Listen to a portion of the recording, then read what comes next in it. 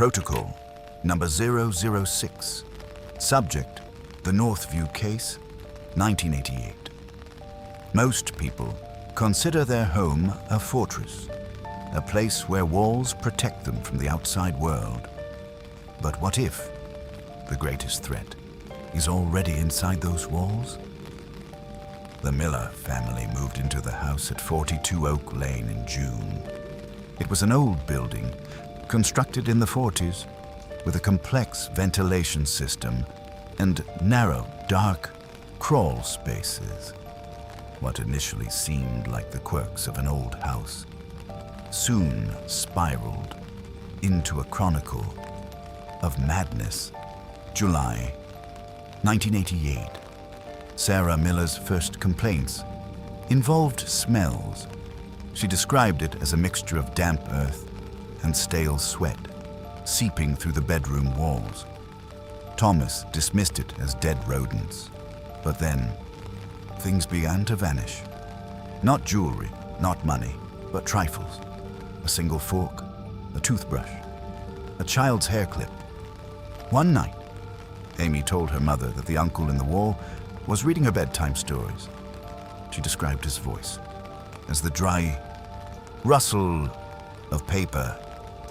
The parents took it for a childhood fantasy until Thomas noticed that the vent cover had been unscrewed from the inside. Thomas installed a camera in the kitchen. He wanted to catch a thief. He didn't know that the thief was watching him as he tightened the lens. Recorded August 12th, 3:42 a.m. The camera captures perfect silence. Suddenly, the back panel of the pantry, which seemed solid, slowly slides open. A man emerges from the gap. He's wearing filthy, greasy clothes. His movements are jagged, almost insect-like. He doesn't go to the fridge. For 10 minutes, he just stands in the middle of the kitchen, sniffing the air.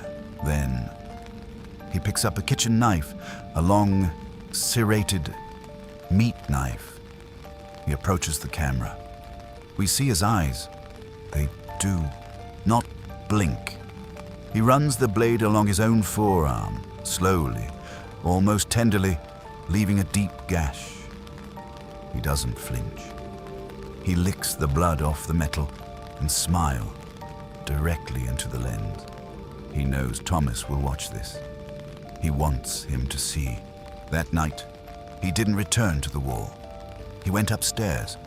For the next 3 hours, the audio recording captures only heavy, raspy breathing just above Sarah's head.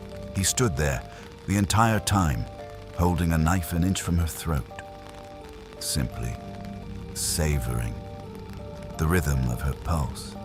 He wasn't looking for riches. He was harvesting their fear.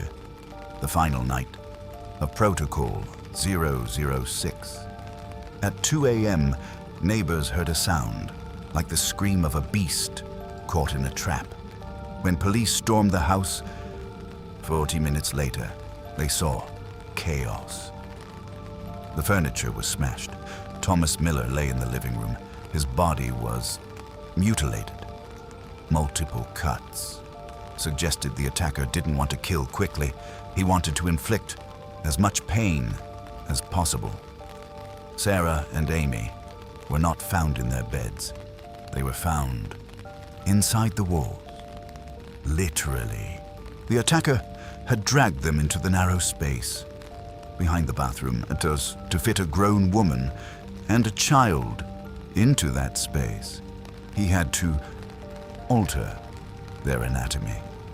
The officers who first entered the crawl space later required years of psychiatric care. They found the woman still alive, but she could no longer scream.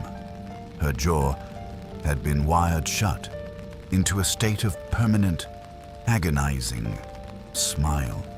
The criminal was caught in the basement, wrapped in Amy's baby blanket, combing his hair with the head of a severed doll. During interrogation, he said only one sentence: A home isn't brick.